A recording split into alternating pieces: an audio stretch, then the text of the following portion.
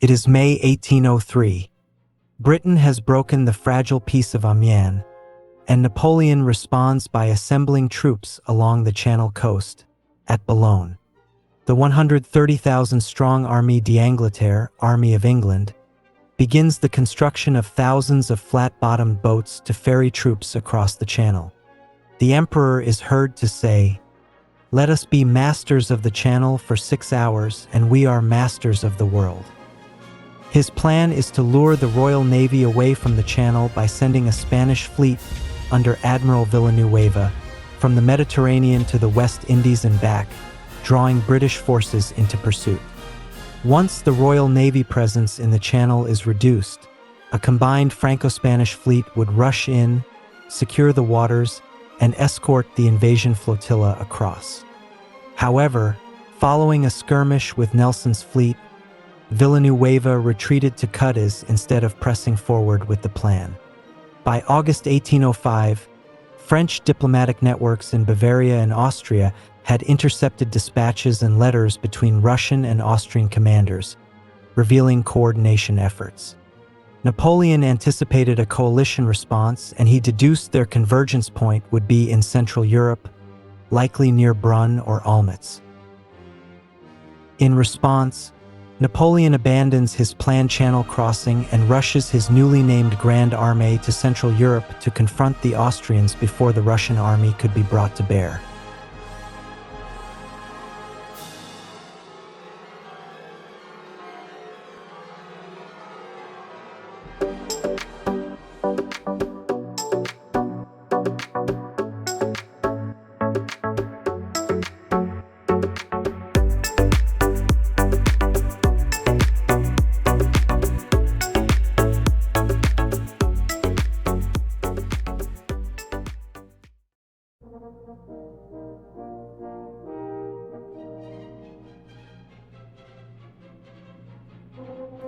Hello everyone, this is Keith from the Solo Gamers Club, and welcome to the channel. In this series of videos, I'm going to do a deep dive into my favorite Napoleonic grand strategy board game, Napoleon Against Europe. I'd like to use this series of videos to not only teach this game, but to also continue on with a video that I produced a few months back on how we can learn history through board games. Now, the Napoleonic period is very complex, not only in the warfare aspects, but also in the diplomatic and economic aspects of the period. And I think this game does an excellent job in translating that into a tabletop board game. Now, in this series, I'm planning on including a heavy dose of historical context so that we can understand the history that lies behind the game's design.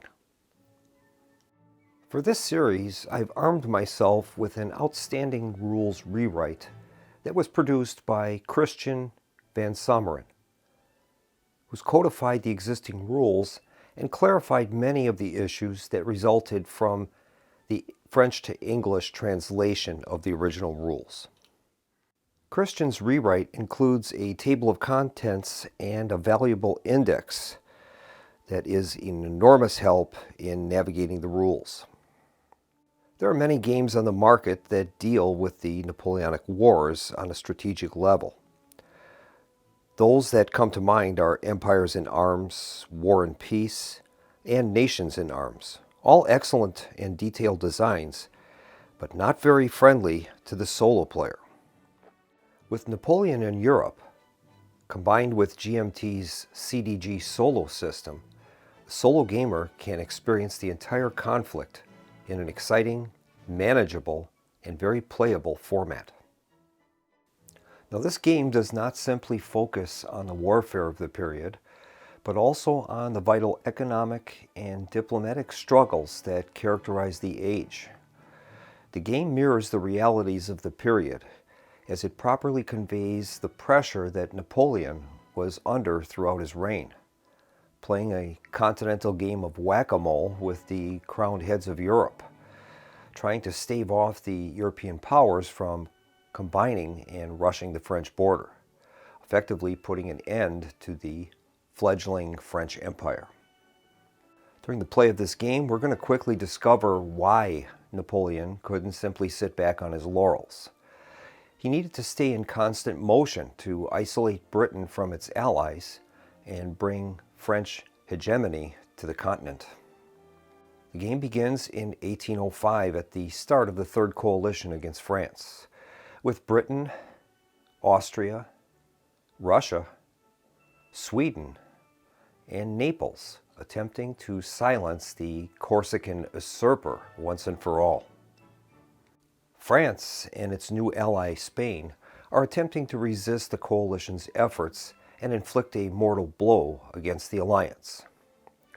Spain's alliance with France during the War of the Third Coalition was less a matter of conviction than coercion, calculation, and dynastic entanglement. Bound by the Treaty of San Ildefonso from 1800, Spain had already pledged support to France against Britain, a promise that loomed large as tensions escalated. We have to remember that economically, Spain's fortunes were tethered to its colonial holdings and the lifeblood of maritime trade. British naval supremacy posed a direct threat to both, jeopardizing shipping lanes and draining colonial revenues. Faced with mounting pressure and the specter of a French invasion, should it resist, Spain found itself drawn into Napoleon's orbit, not necessarily by desire, but by necessity. On the sidelines, the Kingdom of Prussia and the ancient Ottoman Empire wait in the wings, eyeing the situation from a distance and seeking an opportunity to strengthen their military and political positions on the continent. In reality, this story actually began some 12 years earlier with the start of the French Revolution. Le Grand Terror, or the Reign of Terror, was its most harrowing phase, stretching from 1793 into 1794. During those months, revolutionary fervor hardened into fanaticism, and the guillotine became the grim metronome of a society purging itself of perceived enemies.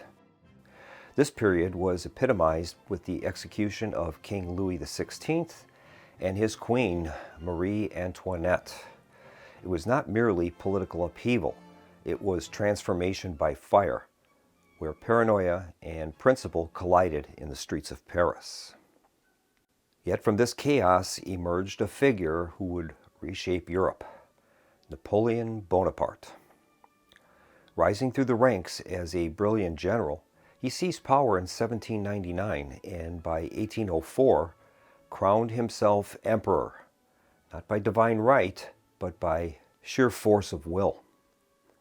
In a single gesture, Napoleon dismissed centuries of tradition and declared that legitimacy now flowed from merit, ambition, and the revolutionary spirit itself. This act sent tremors through the monarchies of Europe. Austria, Prussia, Russia, and Britain saw not just a military threat, but an ideological contagion. Napoleon's ascent was the revolution reborn in imperial form, armed, organized, and dangerously charismatic. In response, these powers formed a series of coalitions, each designed to contain the spread of the French influence and restore the old order. From the first coalition in 1792 to the final reckoning at Waterloo in 1815, Europe waged war not just against France, but against the very idea that power could be seized, not inherited. The battlefield became a proving ground for competing visions of governance. Monarchy versus meritocracy, tradition versus transformation.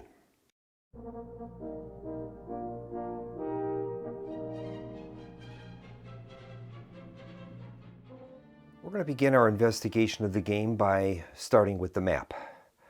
The map stretches from the Atlantic Ocean to the Ural Mountains in Russia, and from the southern portion of Scandinavia to North Africa. The map is separated into two primary types of zones. We have land zones and sea zones. Land zones can be one of three types. First type is these light green zones, and those are known as fertile zones. Then we have poor zones, which are this light brown color, and those will affect attrition.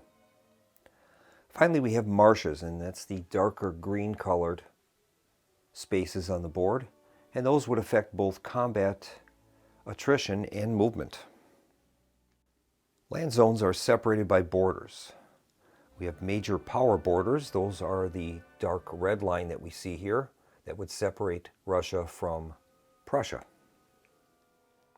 Then we have minor power borders, and those are displayed with bold dotted lines.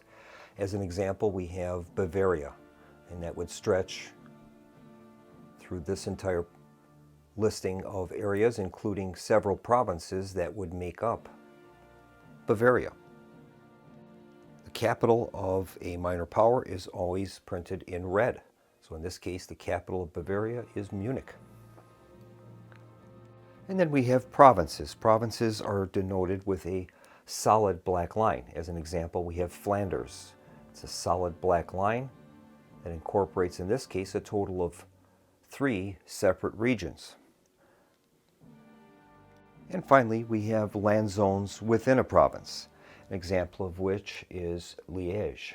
Now that is delineated with a light dotted line, and that separates Liège from Brussels. Some land zones are separated with natural features. An example here in the French Alps, we have mountains, and those can be further divided with mountain passes. Same goes for rivers. Rivers will divide provinces, and some have bridges, others don't. And finally, we have straits. An example of which is this strait between Corsica and Sardinia.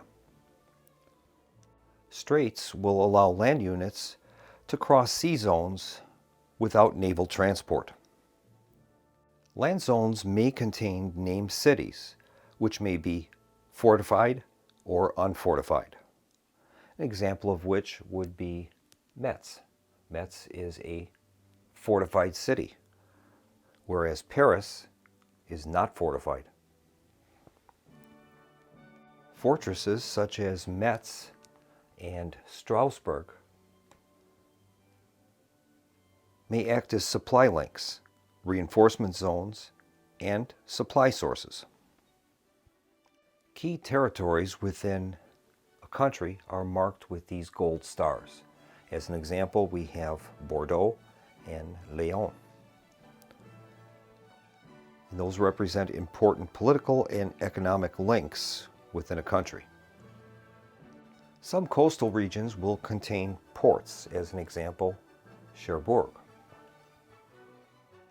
Ports allow us to house up to 3 fleets, and we may load and disembark land units. They also serve when tracing sea supply, so ports are very important. Some provinces contain flags, and those denote political status at the beginning of 1805.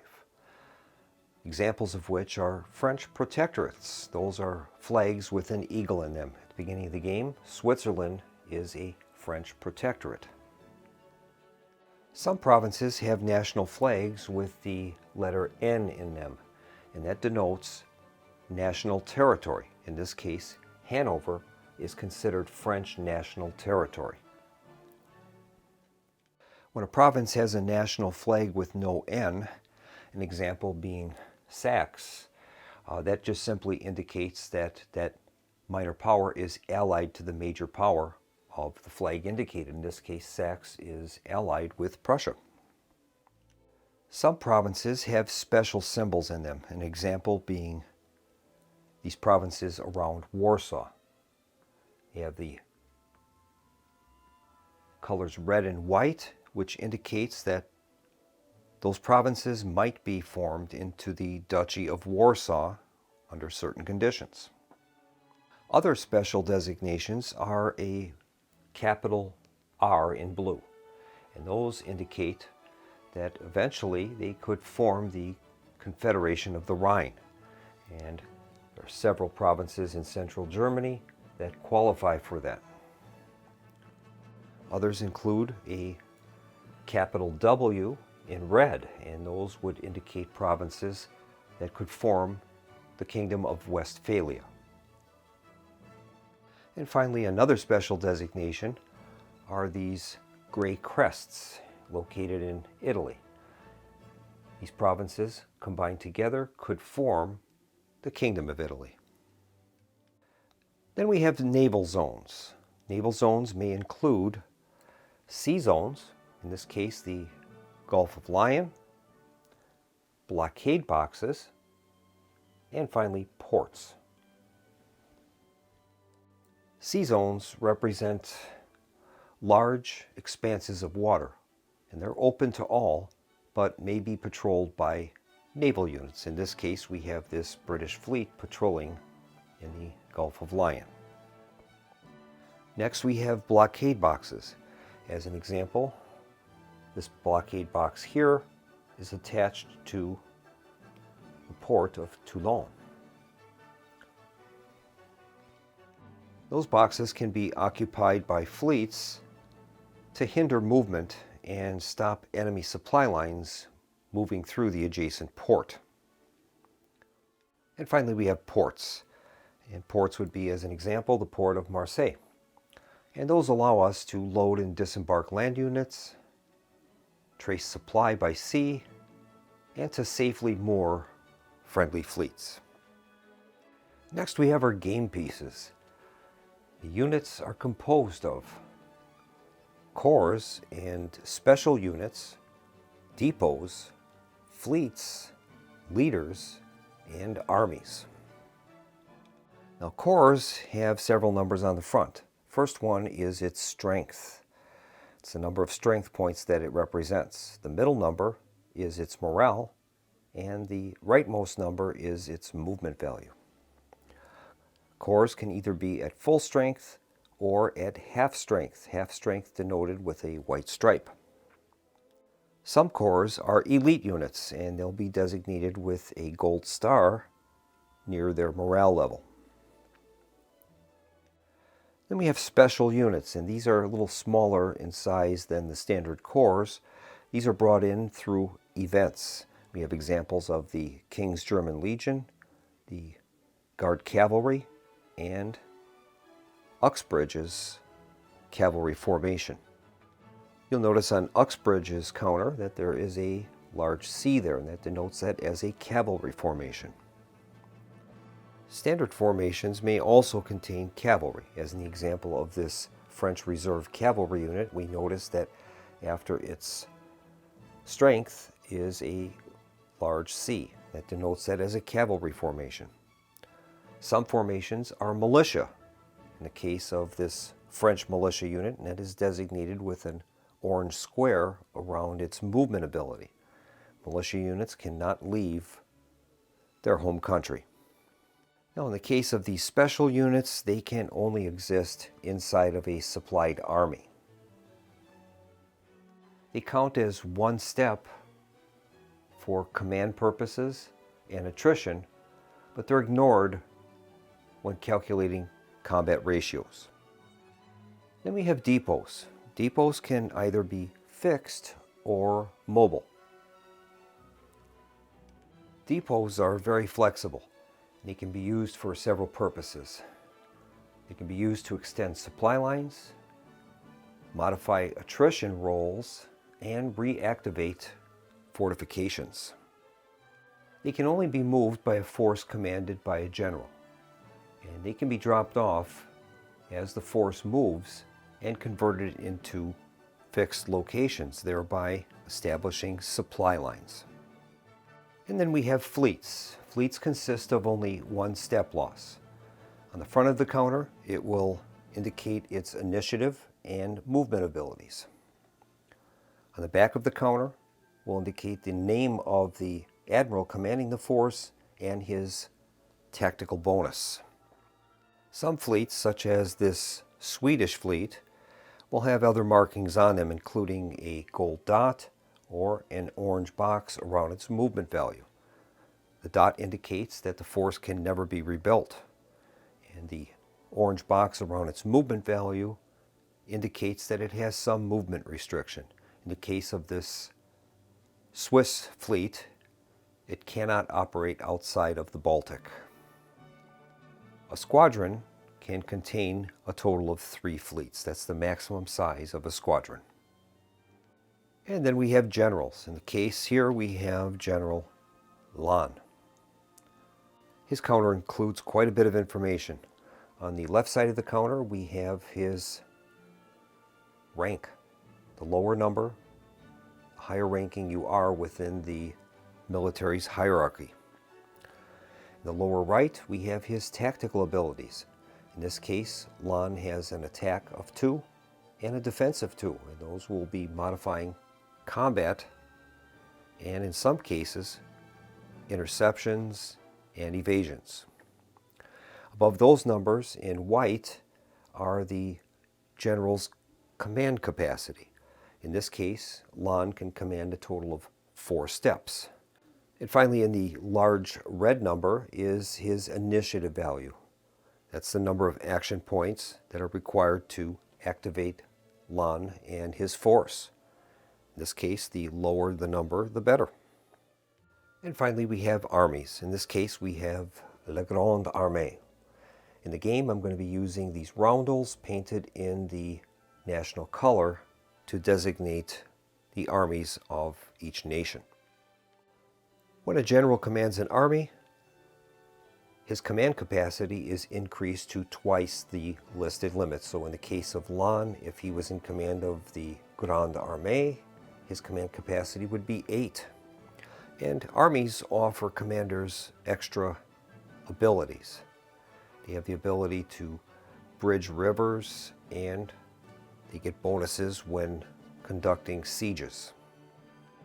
Now we'll move on to the heart of the game, and that is the cards. Napoleon in Europe is a card-driven game, and we're going to be combining the game with the GMT CDG solo system, and that's what's going to allow us to play this solitaire. Now the cards are divided into 2 main groups. We have a Empire in blue, and we have the Coalition cards in red. Those are further divided into Epic deck and Punishments deck.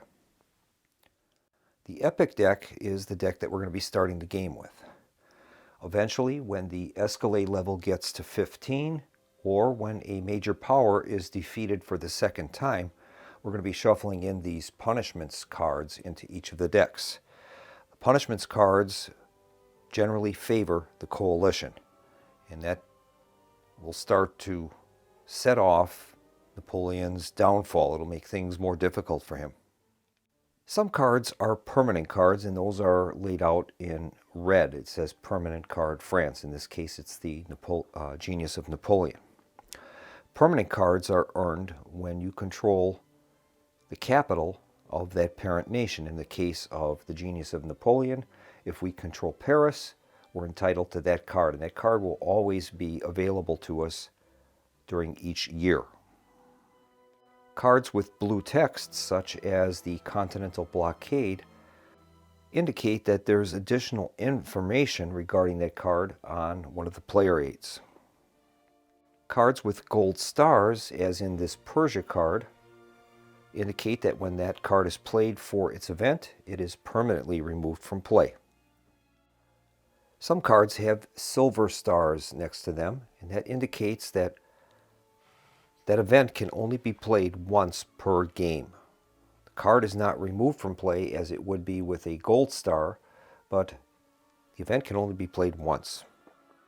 Some cards offer increases to the Escalade and Victory Point levels, such as this Continental Blockade card. When that's played for its event, the Escalade level will go up by 3, and in this case, +1 victory point during each budget phase in which it is in place. Victory points are the way we're going to win the game. For France, we need to get 20 of them, and for the Coalition, we need to reduce the victory points to 0. When that happens, it's an instant win. Some cards are combat cards. As an example, this Rest Arms card that can be played during a combat. In this case, it says enemy forces cannot make a countermarch. Some cards are foreign war cards, and those are delineated with the FW designation. The Empire can only play one foreign war card for its event per year. Foreign wars will generally affect one of the opposing major powers, and it will require them to place a number of military steps into the foreign wars box. Those foreign wars can be ended during the end phase or by the play of certain event cards. Each card during a turn can either be played for its activation value or for its event. Number of activation points can be spent to activate our forces on the board and have them conduct movement and combat. And finally, some cards are mandatory. In the case of this Continental Blockade card, it must be played as a mandatory event as soon as possible if all of the French fleets are destroyed or blockaded. So if that situation occurs, we'll be forced to play that card for its event. The card cannot be voluntarily discarded. We can play the card for its activation value if the event criteria has not been met, but it can't be discarded. Now, to assist me while playing the game, I've created several player aids that are going to assist me in dealing with the complicated politics of the game, and a major powers reserves chart where we can place the reserve units that are eligible to be brought into the game. First, we have minor nations with armies. It's going to list all of the minor nations that have armies associated with them, and it will give us the ability to track their current political leanings. The columns include a French protectorate, French ally, neutral, or coalition ally. Then we have the neutral nations without armies table. And those will list minor nations that don't have military units, but can still be classified as either a French protectorate, French ally, neutral, or coalition ally. And then we have the major powers reserves table. It's going to list all 7 of the major powers: France, Britain, Russia, Austria, Prussia, Spain, and the Ottomans. And it will also indicate their production levels. This is a space where we can house any units that are going to be that could be brought into the game during our reinforcements phase. And finally, I'll be using a table that I did not create but downloaded from BGG, and that's the card assignment table. And that's going to help us to determine our hand size during each of the years of the game. So we've set up the game according to the 1805 scenario chart. Now each faction is going to set up their CDG solo system displays where we're going to house our cards, and that's going to be driving basically the solitaire operation of the game. Each side begins the 1805 turn with a hand size of 7, so we have marked that accordingly. Any of our permanent cards are placed off to the side. And now we're going to fill our card display using the standard rules for the CDG solo system. We're going to be placing face-up cards in slots A and B, and slots C, D, and E will remain face down. So we'll draw our cards and see what we have. We have the Talleyrand card, Cavalry of the Guard, and then these other 3 are going to be displayed face down. We don't know what those are yet. So our starting cards are Talleyrand and Cavalry of the Guard. Now the Talleyrand card can be played during the diplomacy or activation phases. It offers us 3 activation points and has a very powerful event. And it says a free diplomatic action with a bonus of +2 to the die. We can only target a minor during the activation phase. So if we play this in the activation phase, we can use Talleyrand to help us convert a minor to the French Empire. Then we have the Cavalry of the Guard card. It's worth 2 activation points, and that's going to allow us that special French cavalry unit with a +2 modifier for Napoleon's army. We can play that either in the budget phase or in the activation phase. Then we have the coalition display. They're also going to begin with 7 cards remaining. We've marked it accordingly. And they'll begin with 3 permanent cards: the British permanent card, the Russian permanent card, and the Austrian permanent card. Those are left off to the side. Now we're going to fill our display just as we did for the Empire. And we've got Nelson. It's a combat card. And we have Mare Nostrum. All right, we'll fill in D and E. And we'll take a closer look at the 2 starting cards for the coalition. Coalition begins with the Nelson card. It has an activation value of 3, and it allows us to be used during combat. In this case, Nelson's squadron may re-roll its combat dice 1 time. The Nelson fleet and the card are removed permanently from play if the score of a die modified by +1 for each enemy fleet is equal to or greater than 5. Then we have the Mare Nostrum card. That's also a combat card, and that says automatic evasion or interception at sea. That can be played either during their activation phase or the other player's activation phase. Now this solitaire system centers around the CDG solo die. That's going to tell us which cards are going to be available for each faction during a specific turn. And we're going to have to make our selection based upon that die roll. Now I've created a custom CDG solo system sheet for Napoleon Against Europe. And I'll show you how to use this once we get started with the playthrough. In essence, this sheet is going to help us to handle some of the unique aspects of this particular card-driven game. In particular, the fact that we have permanent cards, and we had to find a way in order to incorporate that into this system, and that's what this sheet helps us to do. Now that we've gone through the components of the game, I'm going to brief the viewers on the mechanics of the game, and we'll find out how movement and supply and land and sea combat are resolved.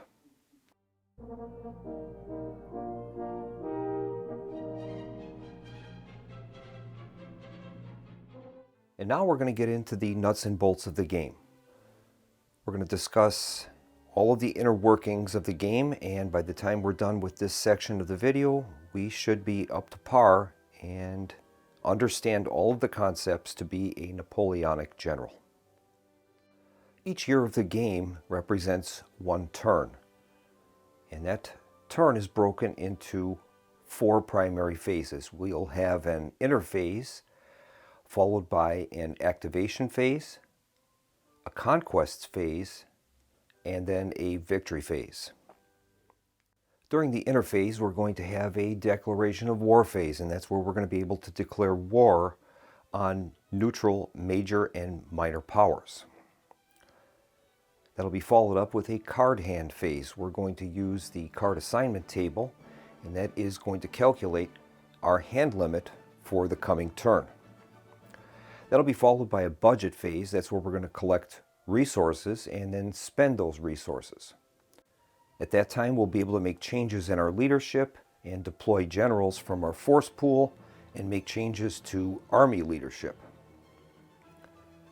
That'll be followed by a diplomatic phase, and that's one of the more interesting portions of the game. And we're going to be able to take up to 2 diplomatic actions, one against a major power and one against a minor power. If we choose not to address a major power, we can take 2 actions against a minor power. And then that will be followed up with a strategic redeployment phase. The game uses a very interesting mechanic on strategic redeployment to get forces near the battle areas that they'll be operating in without having to trudge along, and that's considered to be kind of in the off-campaign portions of that campaign year. Now this campaign game starts in 1805 with the second round of the activation phase. Normally, when a year starts, we would start with the first round of the activation phase, but time has passed in this sequence, and we're going to be starting in the second round. During the activation phase, we're going to use our cards or a one-point action and action points that we've stored from previous rounds to activate forces on the board.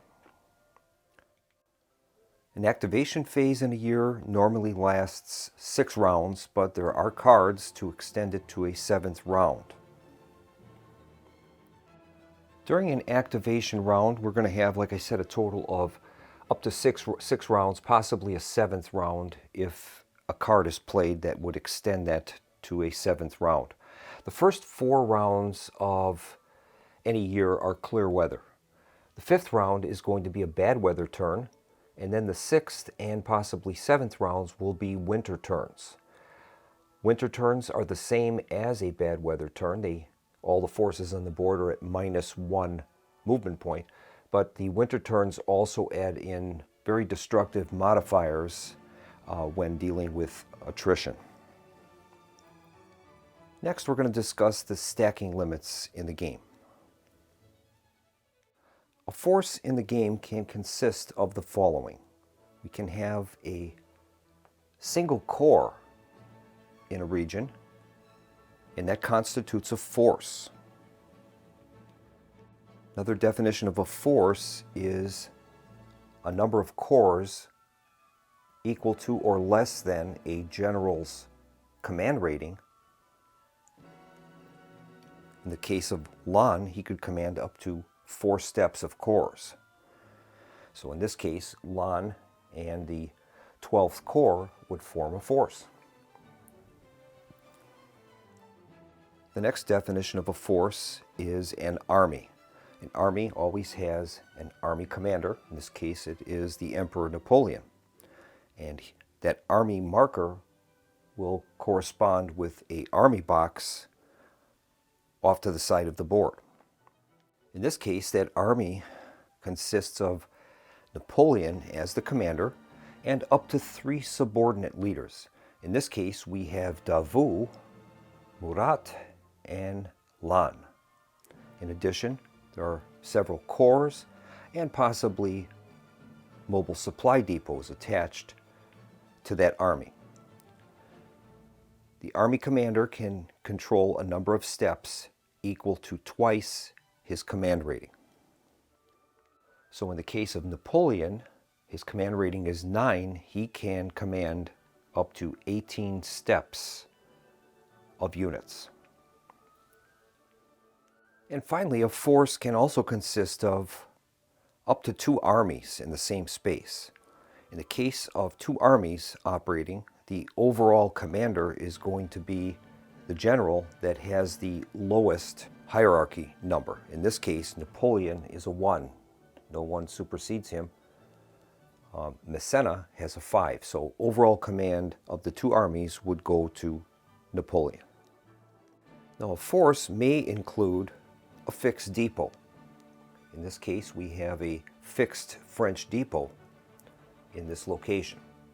That depot will act as a conduit in a supply line. It will be considered to be the same as an active fortress when calculating supply lines.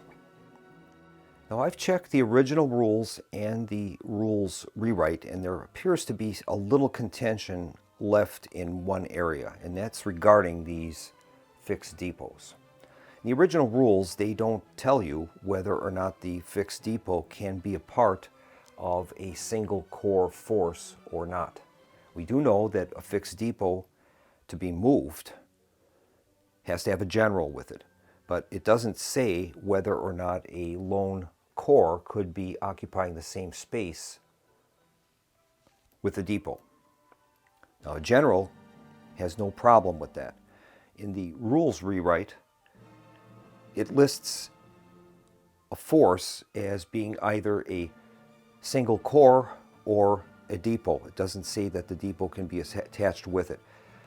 I'm going to make a slight modification to the rules rewrite, and I'm going to allow a single corps to be in the same space with a fixed depot. I think that makes sense, so that's what we're going to do. Next, we're going to discuss supply, and we'll begin with our supply sources. A supply source can be any of the following.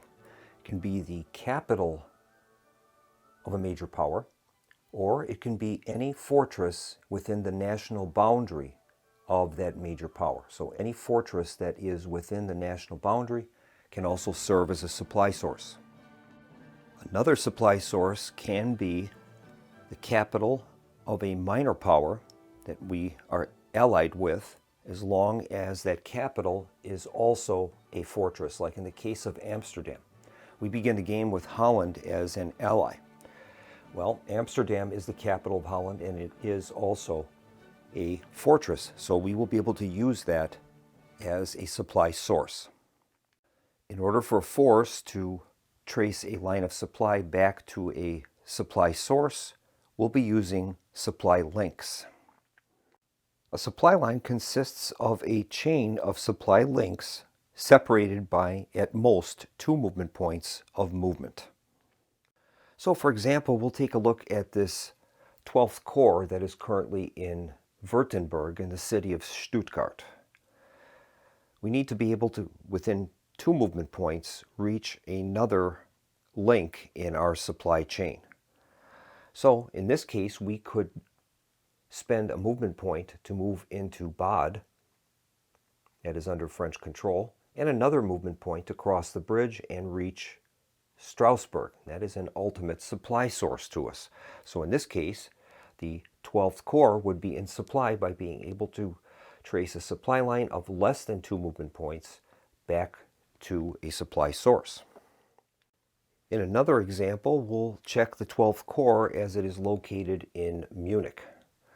All right, Munich is a city that happens to be a capital of Bavaria, but it is not a fortified city. So we need to trace a supply line. What we're going to do then is the fortress of Ulm is currently in Bavaria, which is an ally of France. So we can trace supply through that supply source. So we would spend a movement point getting to Ulm. That's a supply source, and that supply source is within 1, crossing the bridge, 2, into Salzburg. Ulm is linked to Salzburg, and in turn we are linked to Ulm, thus forming the chain back to our ultimate supply source of Strasbourg. And that's how land supply works. Now, supply can also be transported across sea areas. So for an example of sea supply, we'll say that we've got this force under command of St. Cyr, and he's in Corsica. Corsica has a port. So what we'll be able to do is, as long as there are no enemy fleets in the sea zone attached to that port, we could trace supply through the blockade box and then back to any port that is adjacent to that sea zone. In this case, we could trace supply back to Marseille. We would go through the blockade box and into the port of Marseille, which also is a fortress within our home territory. So our supply would be linked through those ports. Sea supply can be of any length, but the provision is you can't have any enemy naval units patrolling in that sea zone. That is the prerequisite for sea supply. So this British fleet patrolling in the Gulf of Lion would prevent us from drawing supply by sea. So St. Cyr would be out of supply at that point. Sea supply can be of any length, but with the provision that there are no intervening sea locations with enemy fleets.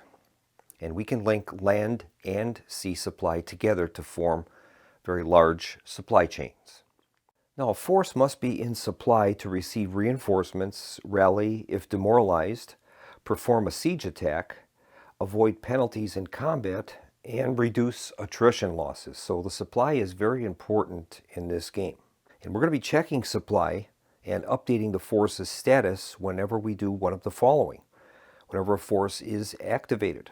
At the start of combat, after interceptions are completed, at the resolution of a siege, and then during the end of activations phase. We would also check forces there to see if they have moved into an out of supply status or if supply has been reestablished to them.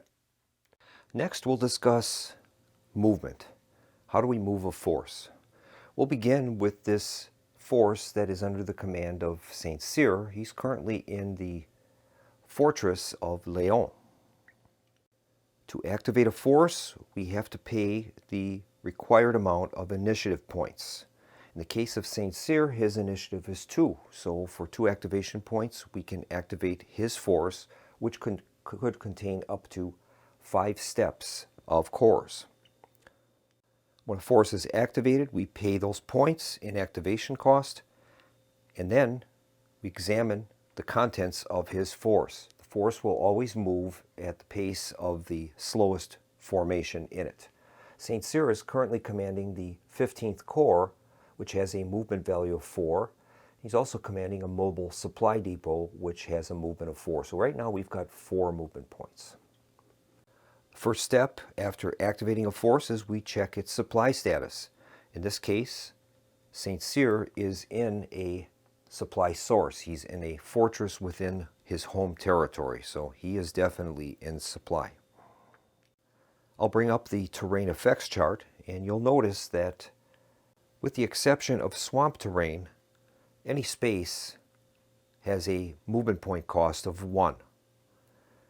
So for an example, we could move Saint Cyr's force across this boundary line into this vacant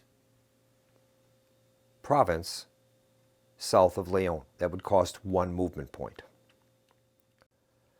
Next, we'll say that Saint Cyr wants to go into Marseille.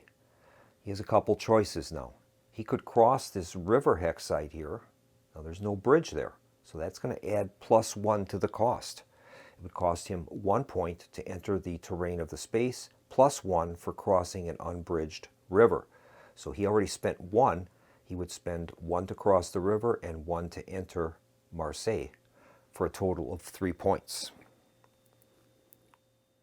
Now his other option would be to spend an additional point to move into Montpellier, and then he could use the bridge here. Bridges have no cost. So then he would just simply pay the cost to enter Marseille. 1 to enter that space, nothing to cross the bridge, and 1 to pay for the space in Marseille. So those would be his options with that movement. Now we'll put him back into Leon, and we'll do another test here. Let's say that he wanted to enter the province of Piedmont. Well, he could march directly into Piedmont, crossing a mountain hexide. That's a +2, so he would have to pay 2 to cross the mountains and 1 for the terrain that he's entering. That would cost 3. Another option for him would be for him to march south into Grenoble. That would cost 1, and then he could utilize this mountain pass here. Mountain passes cost +1. So in this case, he moved 1 into Grenoble. He would pay 1 to use the mountain pass and the cost of Piedmont, and that would be 3 movement points. So it depends on how you want to move your force. Now there is an issue where if you're, say, brought into battle, you have to trace your supply line through the space that you moved into the combat. So in this case, if, say, Saint Cyr was conducting an attack in Turin, he would have to trace his supply line through the last province that he entered from into Grenoble. He would have to trace it through the mountain pass and then into Grenoble, and he would be in supply. Grenoble is a supply source, and he's within 2 movement points of that, 1 for the mountain pass and 1 for the cost of the terrain. So Saint Cyr would be in supply in that case. Now if we did the other route and Saint Cyr entered directly across the mountains into Piedmont, he has to trace supply back to Leon. And now in this case, he will be out of supply because he's going to have to pay a 2 movement point penalty to cross the mountains. That would cost him 2 plus 1 for Leon would be 3. That would exceed the limits of a supply chain. He would be out of supply. So your approach to the battles is extremely important. Now, a single core can also be activated. The cost for that is 1 activation point. So as an example, we have this 9th corps sitting in Toulon. We could activate that force, and then it can spend up to its movement value. He's got 4 movement points. He could spend a movement point to cross the mountains through the pass and 1 to enter Genoa. That would be 2 movement points. He could spend a 3rd movement point to enter into that port city, and finally a 4th movement point to enter into Florence. Now, when a force is activated, as soon as we're done checking its supply status, we can also make a declaration for forced march. And we can declare a forced march with a value between 1 and 3. And those will be extra movement points that will be added into the formation. But when you force march, you're going to have to perform an attrition test once that's complete. So as an example, we'll say that we've activated this force under the command of St. Cyr, and he's currently in Turin. He has 4 movement points. Let's say we wanted to move him into Rome. All right, well, if we calculate that, it would be 1, 2, 3, 4, crossing the bridge, which is 0 movement points, and 5 to get to Rome. So he doesn't have enough movement points to accomplish that. What we can do, St. Cyr can declare a forced march. In this case, he'll force march 1 movement point. The more we forced march, the greater the attrition penalties will be. So you never want to force march more than you need to. So in this case, with the forced march, St. Cyr has 5 movement points. And we can move his force 1, 2, 3, 4, crossing the bridge, 5 into Rome. Once there, we would have to perform an attrition test. I'll bring up the attrition table and we'll resolve an attrition test. First step is we have to determine how many steps the force had contained that did the forced march. In this case, St. Cyr's force had 2 steps. We don't count the mobile supply depot. So we would be looking on the attrition table, we would look in the 2 to 3 column.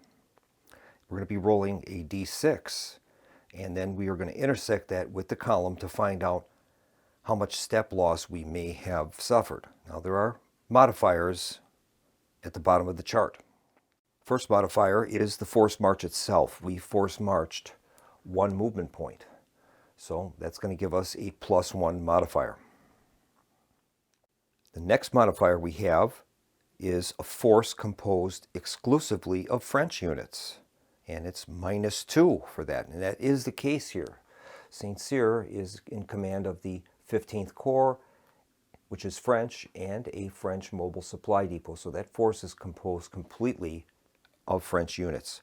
So right now we are at +1, but we have a -2 modifier there. So that would give us a -1 overall dice roll modifier. Now for these playthroughs, these small tiny dice I'm going to use for declarations for forced marches. When we're going to be dealing with dice roll modifiers, I'm going to be using a slightly larger set of blue, red, and white dice to chart those. The blue dice will be positive French and French ally modifiers. The red will be positive coalition dice roll modifiers. And the white will be negative dice roll modifiers for both sides. So in this case, we had a +1 and a -2. That's going to give us a -1 dice roll modifier. Now for actual dice rolls in this series, we'll be using these larger dice, the blue for the French and French allies, and the red for coalition forces. So we would make a die roll and resolve the attrition test. And we'll say that we rolled a 6. All right, a 6 intersected with that chart is an asterisk. That says the force would lose an additional step on a die roll of 4 to 6. But we have to modify this roll with our dice roll modifier of -1. It brings it down to 5. So intersecting 5 on that 2 to 3 column, there's no effect. So St. Cyr has managed to force march his group without taking any losses. Now you'll notice by examining the die modifiers for the attrition table that there are some very severe penalties on here, one of which is winter round. If you're forced marching during a winter round, that's a +2 die roll modifier. And when that's combined, say, with a poor zone, we're already up to +4 die roll modifier. So marching around in poor terrain in winter is not a good thing. Now these attrition tests have to be completed at the end of your movement or prior to the start of a battle. If St. Cyr marched into a battle, we'll say that this Neapolitan corps was in Rome. We're going to have a battle there. Well, St. Cyr would have to resolve his attrition test for the forced march prior to the battle. And if he took any casualties, that would be calculated before we actually do the combat. Now the same situation would occur when activating an army. In the case of Massena's army of Italy, he's currently in Milan. We could activate his entire army at a cost of 1 activation point. That is his initiative rating. So if we paid that 1 point, Massena can move his entire force. Massena's force can consist of up to 12 steps of corps. His rating is 6, and since he's in command of an army, he can double that. So he could command up to 12, and we would calculate what his movement points are based on the slowest moving unit in his formation. Now, as you're moving, you can drop forces off. As an example, say we activated Massena's force. Massena has a movement value of 3. So we'll say that he wanted to cross this bridge and enter into that province. He could move 1 space, costing 1 movement point, and we'll say that he wants to dispatch a force. Well, he could dispatch this Italian corps in that space and then continue moving. He would spend his 2nd movement point to enter into this port city, and we would leave that corps behind. Now, armies have a special ability, and that is when they're activated, they can incorporate any friendly formations that are adjacent to the space at a cost of 1 activation point. So as an example, say we activated Massena's army of Italy. Prior to him moving, we could, for 1 point, incorporate St. Cyr's force into the army. So we could, for 1 point, 1 movement point, we could put St. Cyr's force into that army. And then Massena could commence his movement. He's already spent 1 movement point to incorporate the force.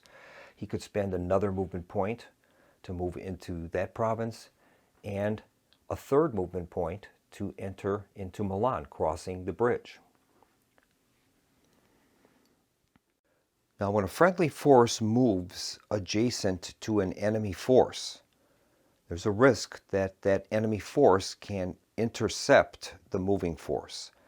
As an example, we'll say that we activated Massena's army of Italy, and he chose to move into the fortress of Mantua in the swamp terrain. He would spend 2 movement points to enter that space. Well, he's adjacent to Charles's force. Charles could declare an interception. Now, to declare an interception, Charles would have to spend a card that has an activation value equal to or greater than his initiative. So in order for Charles to attempt the interception, he'd have to play at least a 2-point card. So we'll say that he does that. He plays this Mare Nostrum card, which has a value of 2. That gives him the right to attempt the interception. Now, to be eligible for an interception, we have to have a general present. You cannot intercept with a single corps force. The force also cannot be demoralized. So we play the card with a value equal to or greater than the initiative of the general, and then we're going to make a die roll. For us to succeed, we have to make a d6 roll equal to or greater than a 5. Now there are modifiers involved. Checking the modifiers, we find out that if that side had cavalry superiority, they would gain a +1 to their interception roll.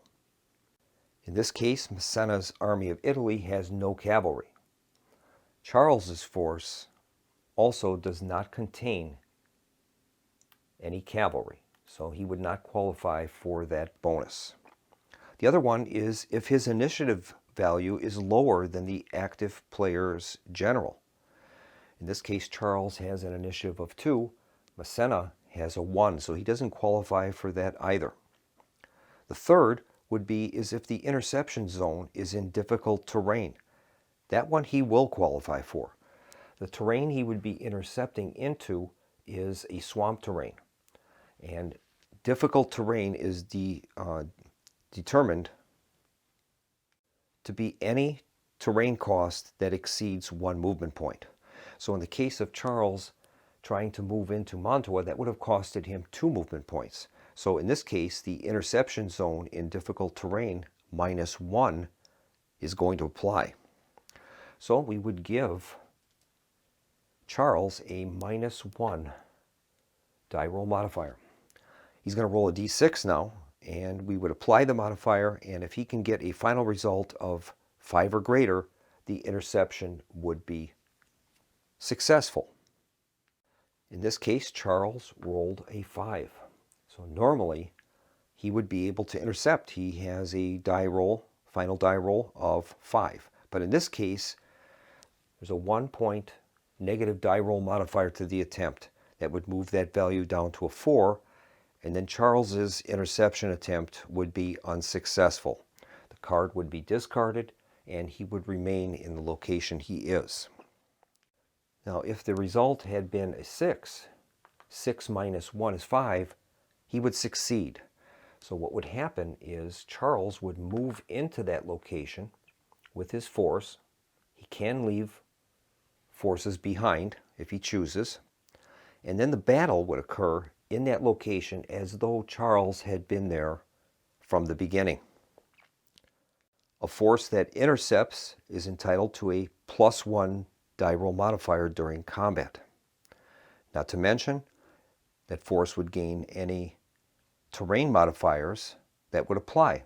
So in the case of this marsh, the attacking force would have a -1 die roll modifier attached to it because it is attacking into swampy terrain. Now another thing that can happen during movement is called evasion.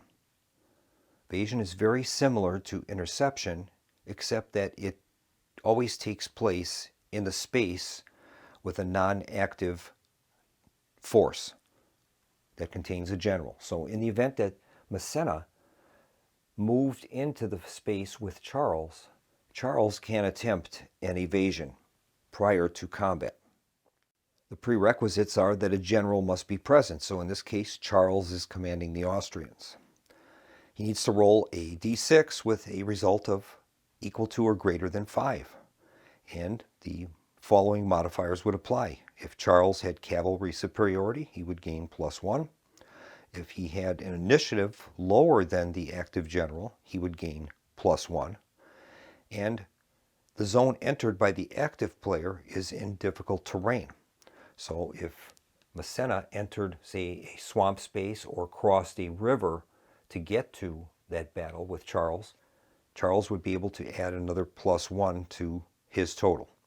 In this case, Charles doesn't qualify for any of those modifiers, so he would simply roll his d6 and determine whether he's able to evade or not. The roll was a 2, so Charles did not qualify. He was unable to escape the grasp of Massena, and then we would resolve a battle in that location. So that pretty much covers land movement.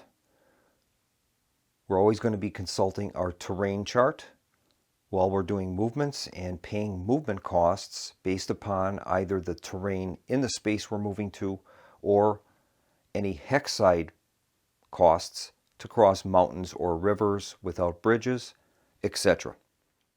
So now we'll move on to naval movement. Naval movement is very similar to land movement. It costs 1 activation point per fleet to activate a squadron. We have, in this case, a French squadron in the port of Toulon. We can activate that for 1 movement point, or 1 activation point, and then that would allow us 8 movement points. Now, if that squadron consisted of 2 fleets, it would cost us 2 activation points to activate that force. So we're going to spend those 8 movement points to move this force. It costs a movement point to enter a blockade box from a friendly port. So say if we were to leave the port of Toulon, we can't move directly into the Gulf of Lion. We have to go through the blockade box. And so in essence, there are 3 types of spaces for naval movement. We've got our sea areas, our blockade boxes, and our ports. So we've spent 1 movement point to enter the blockade box of Toulon. Next, we can enter the sea zone that is attached to that blockade box. We could enter the Gulf of Lion. That costs 0 movement points. It's 1 movement point to go from a port to a blockade box, but it's 0 movement points to enter a sea zone from a friendly blockade box. So we've spent 1 movement point to enter that blockade box. If we want to enter the sea zone that is attached to that blockade box, it costs us 0 movement points.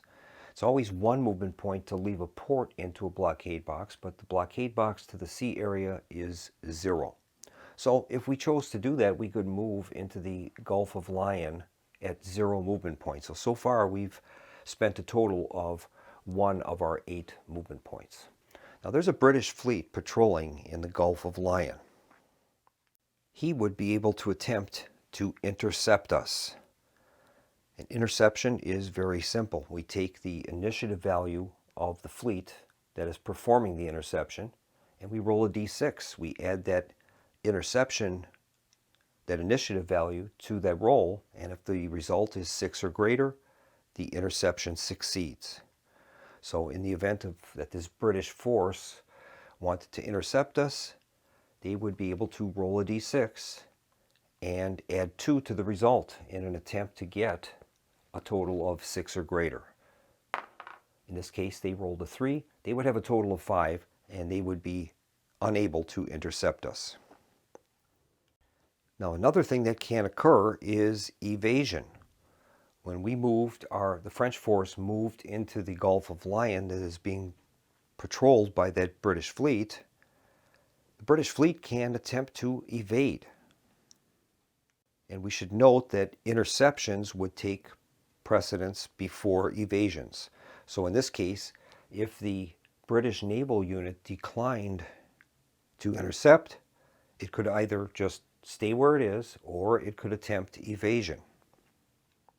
An evasion attempt is the same criteria as an interception. We take the initiative value of the force, in this case attempting to evade, and we add that to a die roll. If the total is 6 or greater, the evasion is successful. In this case, he rolled a 6, so he's got a total of 8, and he would be able to evade. Now, when a force successfully evades, it can either move into an adjacent sea zone, but not the zone that the active force entered from, or an adjacent friendly port. So in this case, this British force could end up evading into the Tyrrhenian Sea here, and it would move into that location, and that would deny us the ability to attempt to intercept him. Now, in the same token, he could say that he wanted to stay there. He wants to patrol this area and doesn't want to leave.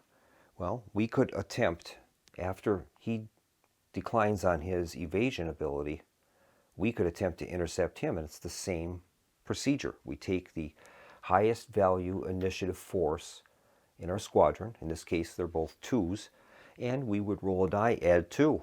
And if we can get a result of 6 or greater, we will have a successful interception. In this case, we rolled a 6. we'd have an 8, and we would bring that British force to battle. Now, if we chose not to bring that force to battle, we can continue to move.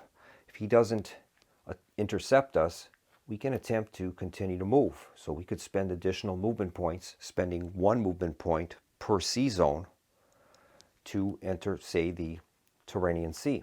That would spend our 2nd movement point. We could continue the move, spending 0 movement points to enter the blockade box of this port. When we enter a friendly blockade box, it's 0 movement points. If an enemy attempts to enter that space, it would be 1 movement point. And then we could spend an additional point to enter the port and complete our move. That would be an example of naval movement. Now, I should point out during interception attempts, it's not only the existing force in the sea area when an enemy force enters that. Forces that are in blockade boxes that are a part of that sea zone can also attempt interception, and we would make a die roll separately for each of them. And then every successful fleet that intercepts may participate in the battle as long as you don't exceed the squadron total strength of 3.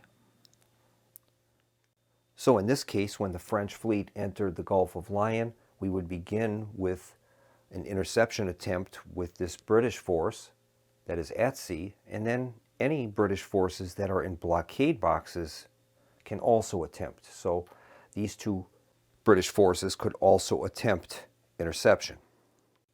In this case, we would use the largest value initiative for that squadron. So in this case, it's a 4. They would roll their die.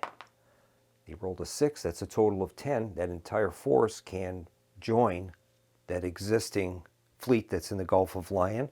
They would consolidate into a single squadron, and we would conduct naval combat. Now, you can't intercept from a port, but you can intercept from a blockade box or from the sea zone itself. And now, since we're on the topic, we're going to go through a naval battle, and we'll resolve that. We'll use this example where these 3 British fleets are bringing that French squadron to battle. So a naval battle is actually very simple to resolve. Once we've determined who the intercepting side is and the intercepted side, we're going to make a D6 roll for each fleet. And then on the back of these, we are going to add in their tactical modifiers if they have any. So in this case, each of those are going to roll a die and add in the tactical modifier for that admiral. Now in our case, our admiral does not have a die roll modifier, so we will just be using our single die roll. But in the effect of the British, they're going to get a +1, a +2 for Ball, and a +3 for Nelson, so this is probably not going to end well for the French. So we're going to roll a die for each of the fleets and then add in the modifiers and then get a total, and we're going to compare the attacking total to the defending total. So these are the results that we've rolled. The British have a total of 2, 4, 5, 6, 7, 8, 9, 10, 11. We've rolled a total of 4.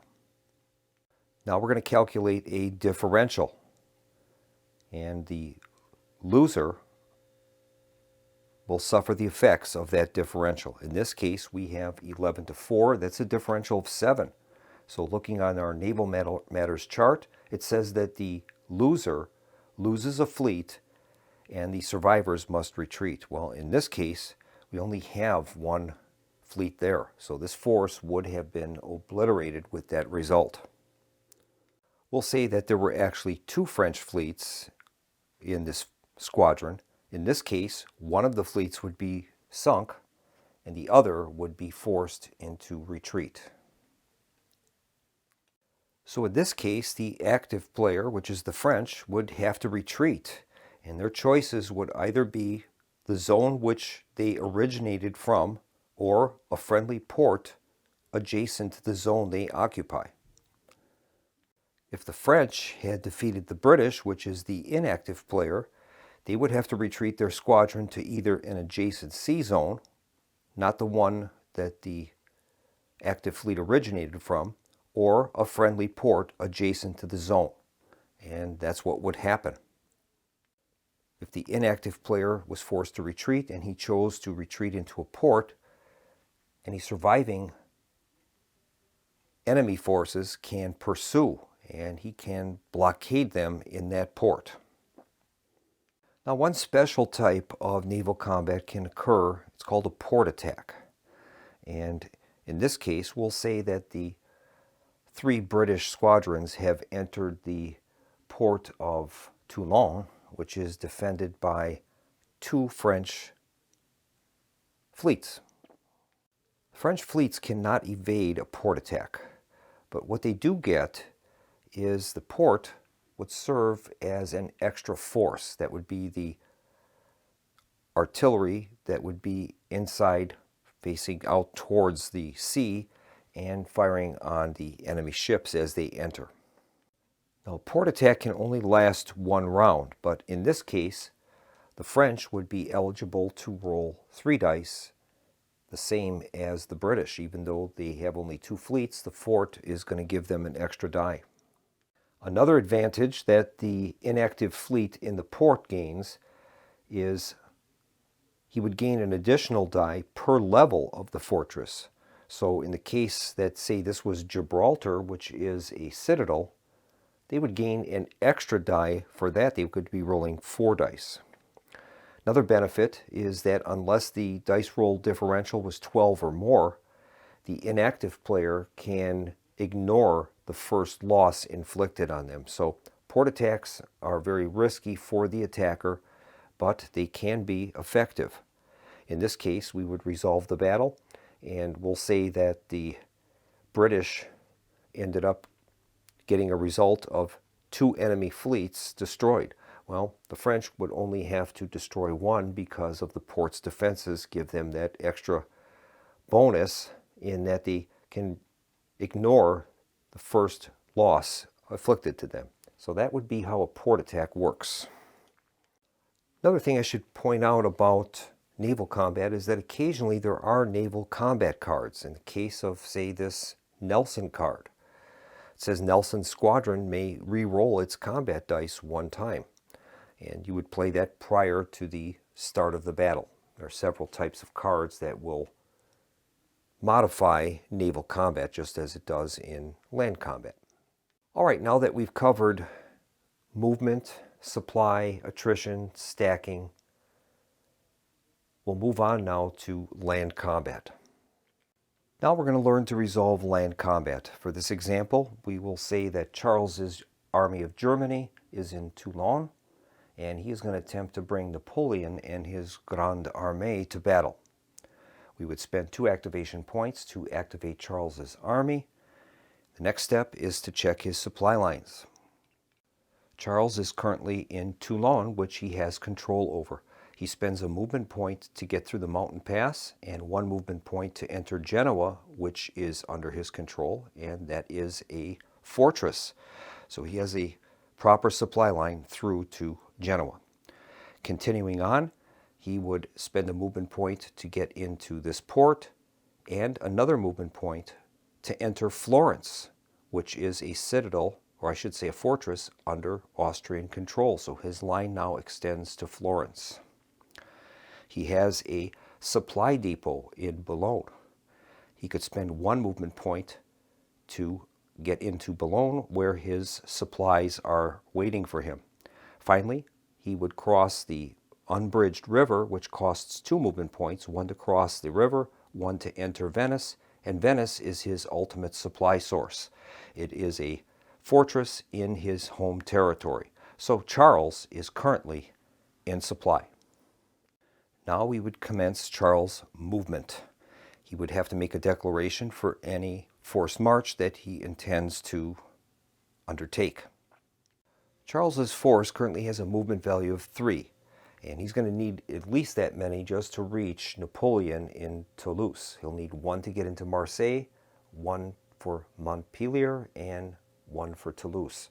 Now, in the meantime, he's going to have to worry about his supplies. So he's going to need to besiege Marseille to get control of that fort, which is currently how his supply lines will be traveling back to Toulon. So I think what we're going to do is Charles is going to declare a 3-point forced march. That's going to raise Charles's movement value up to 3. He's going to spend 1 point to enter into Marseille. He's going to spend an additional movement point to besiege Marseille now. So what we do there is we're going to place siege marker on Marseille. Now, in order to besiege a standard fort, you have to have at least 2 strength of corps in your force. If it were a citadel, you need to have at least 4 points. So Charles has spent 2 movement points, one to move into the space, one to besiege Marseille. So with the spending of that additional movement point, he can attempt to besiege the fort. He's going to be rolling a d6 and we'll be modifying it as follows. We're going to add in the tactical combat value of the commanding general. In this case, Charles has an attack value of 1. He's attacking the fortress. He gets a +1 for that. So we'll mark him with a die roll modifier of 1. Next, we would see if he's in an army. And yes, Charles commands an army. An army has a dedicated engineer corps with it. He'll gain a +1 for that. So he's up to +2 now. Third, we would look to see at the duration of the siege. Currently, the siege is just starting. There's no bonus for that yet. So Charles has a value of 2 right now. He's going to roll a d6 and we'll consult the siege table. Charles rolls a 2. So 2 plus 2 is 4. Checking 4 on the siege table, we find out it's stable.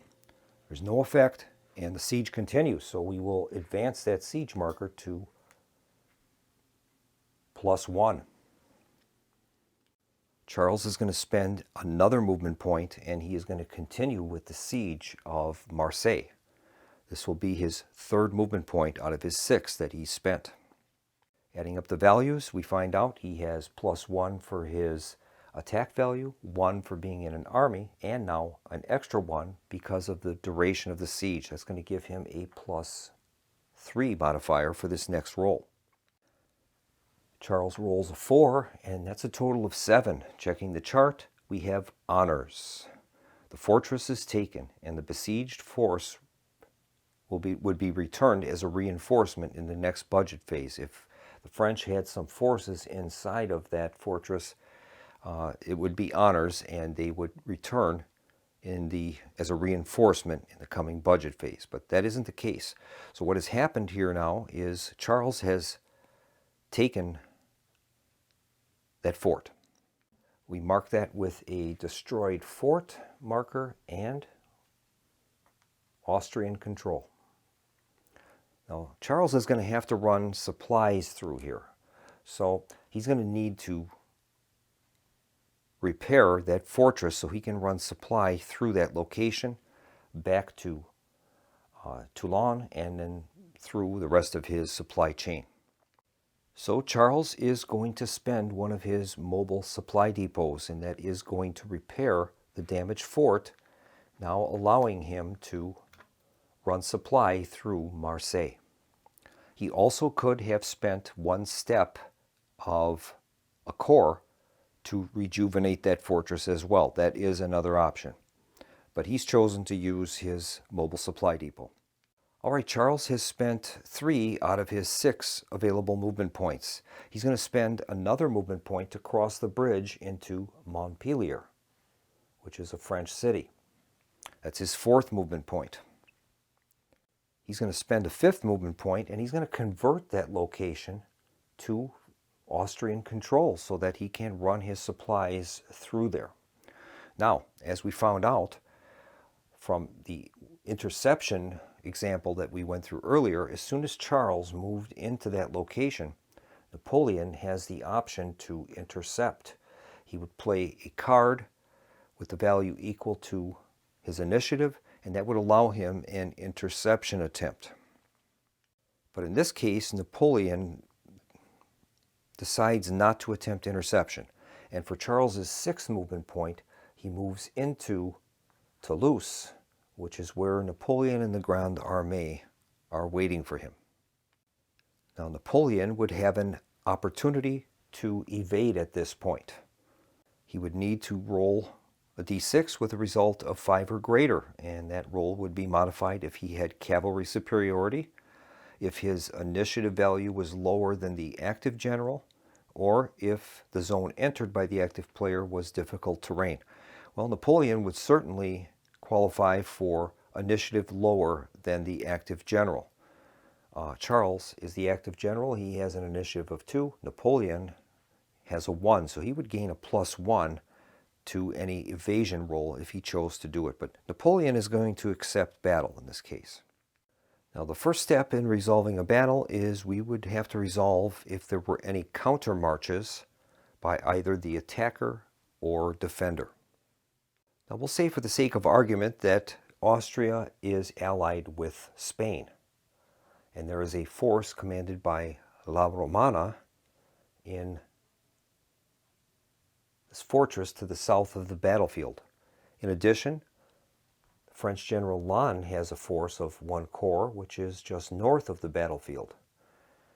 Both the attacker and the defender can attempt what is known as a countermarch. These generals would be marching to the sounds of the guns, as it were. In order to attempt a countermarch, there must be a general present. So we've got Lannes and we have La Romana. So both forces are commanded by generals. Once again, we have to have a final result of 5 or greater.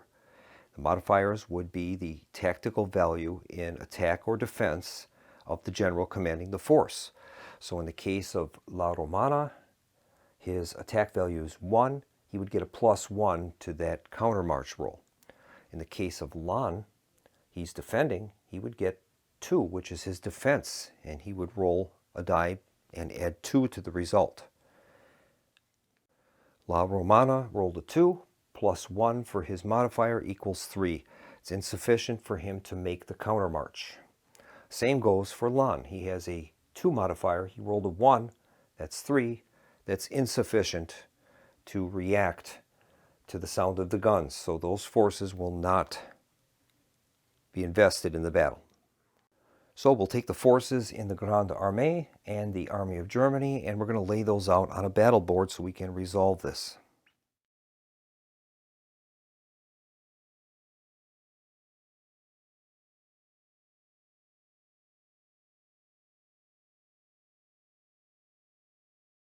So for this battle, we have the Army of Germany commanded by Charles. Charles has a subordinate commander in Hiller, and he's commanding a total of 2, 4, 6, 8, 9 strength points, of which 2 are reserve cavalry. Napoleon is commanding the Grande Armée. He has 2 subordinates, Murat, a cavalry commander, and Davout. He's also commanding a total of 2, 4, 6, 8 strength points, of which 2 are reserve cavalry. Now Charles has to resolve his forced march before we conduct the combat. Charles declared a forced march of 3 points. So Charles is commanding a force of 9. We're going to use the 9 to 11 column, and then we are going to see if we have any die roll modifiers. And we do. Charles conducted a forced march of 3, so that's going to add 3 to the die roll result. None of the other modifiers will be applicable, so Charles is going to make his roll and he's going to add 3 to the result. Charles's roll is a 1, that's a total of 4, so we intersect 4 with the 9 to 11 column, and we find out that that forced march costed Charles 1 step. So Charles is going to have to eliminate a step, and he will reduce his 9th corps from 2 strength points down to 1. That pays the cost for the attrition. Now we're going to calculate our battle odds. Following the attrition, Charles has a force total of 2, 4, 6, 7, 8. Napoleon's force is the same, 2, 4, 6, 8. So we have a 1-to-1 that will yield a 0 dice roll modifier for the combat. Next, we're going to determine our morale levels for both forces.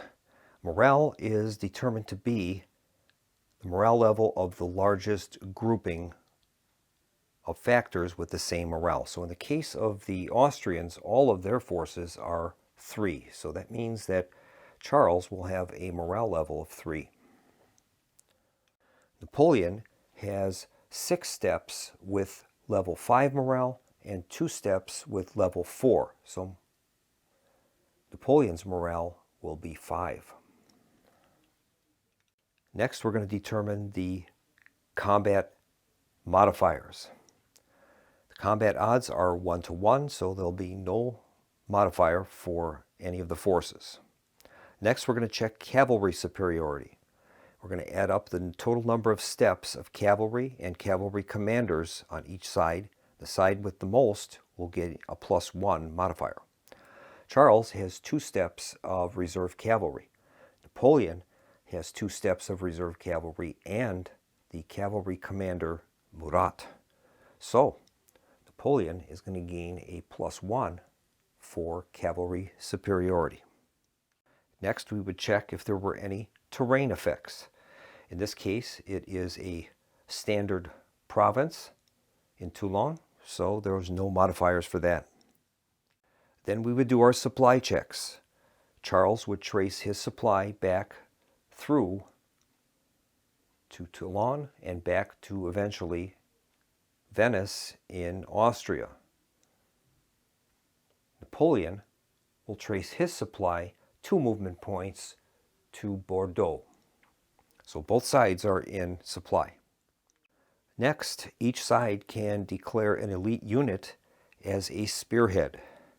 Well, unfortunately, Charles has no elite units, but Napoleon does, and he's going to send his 6th Corps as his lead unit for the battle. That's going to give him a +1 die roll modifier. You get 1 point for each status of elite that the unit has. So in this case, Napoleon now is at a +2. Then we determine the commanding general's modifiers. Charles has a commanding attack level of 1. So we're going to give Charles a +1 to his attack value. Napoleon has an attack level of 3. So we're going to add 3 to this value, moving him up to +5 now. Next, each side can commit a subordinate general. In the case of the Austrians, we have Hiller. So Charles is going to set forth Hiller, which is going to give him a +1 on attack, moving him up to 2. Napoleon is going to declare that Davout is going to be his subordinate, and on defense, Davout is a value 3. So we'll add +3 to Napoleon's total, and he's up to 8 now. And finally, each side can play 1 combat card from their display. In this case, neither player will play a combat card. So what we're going to do now is we determine the level of the battle. We're going to add up the total number of factors that are involved in the battle, and that will tell us what column to use in the resolution.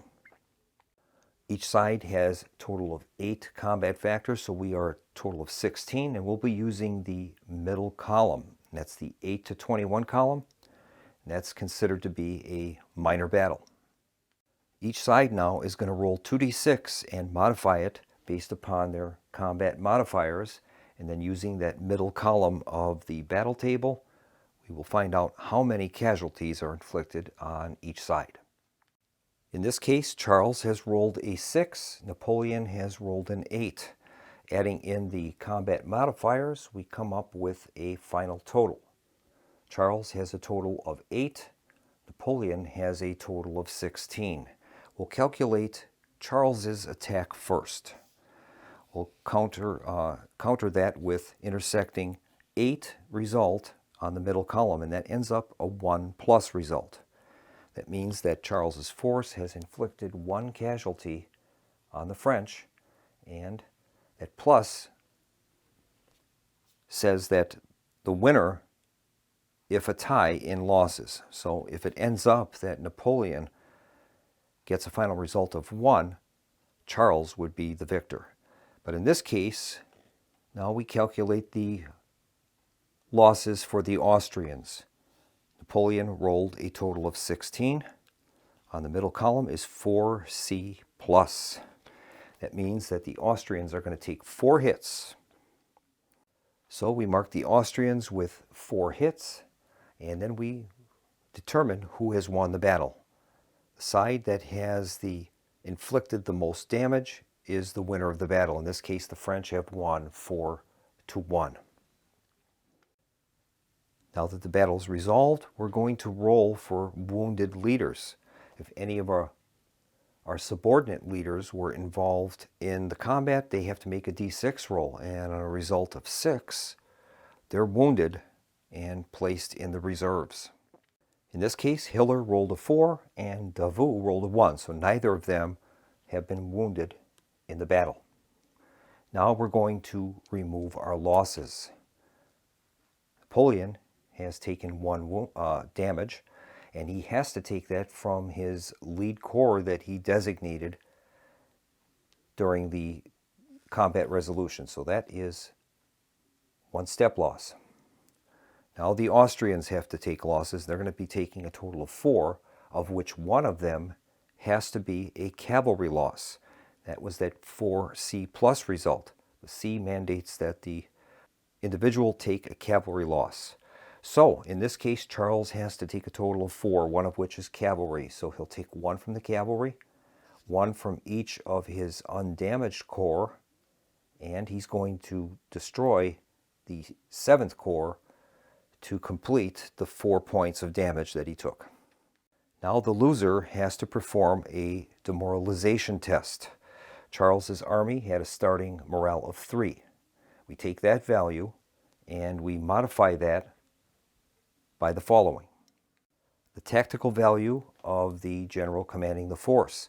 In this case, Charles has an attack value of 1, so he'll get a +1 for that. That number is also modified by the differential in losses between the winner and loser. In this case, the differential is 4-1. That's a differential of 3. So the morale level of 4 now is reduced by 3, and that now goes down to a morale level of 1 for the Austrians. Austrians are going to roll a d6, and if the result is higher than their morale, they are going to become broken and demoralized. The Austrians have rolled a 4, so that means that Charles's force is demoralized. So we place a demoralization marker on the Austrian army. And now the woes of the Austrians are not over.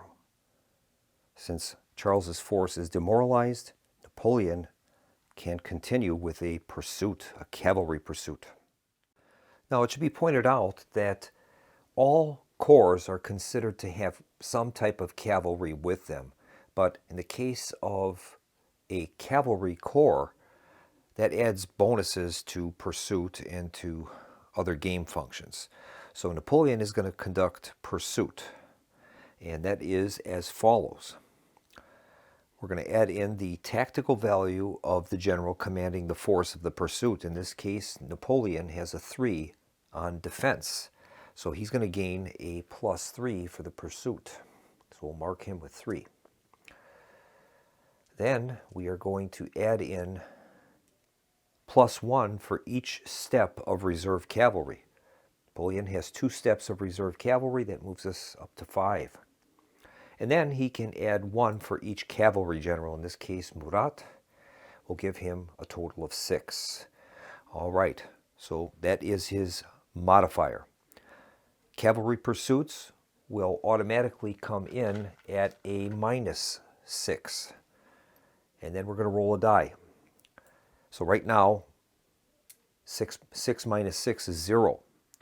So Napoleon is going to roll a d6, and for every point that he rolls, that will be another step loss for the Austrians. The roll is a 1.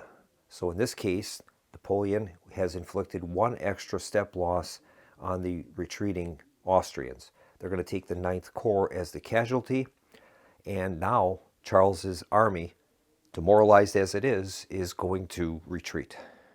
So now the Austrians must retreat, and they have to retreat back to the province that they entered the battle from. So they're going to have to retreat back to Montpellier. So we will move them back there, and Napoleon will hold the field. Now, if Charles's retreat forced him to cross a river without a bridge, he would take an additional step loss for that. The same would go if he had to cross a mountain hexide without a pass. He would take an additional step loss from that. So that concludes our combat example. And I think all we have left to discuss would be occurring during the interphase. And I think I'm going to handle that in the next video. Before I close this video out, I'm going to preview a few books that I have in my library that I think that the viewers that are interested in Napoleonics might enjoy. And I invite you to take a look at that. And then we're going to close the video after that, and look forward to seeing you for our next episode in Napoleon Against Europe. Thanks for watching, and I hope to see you again in the next video.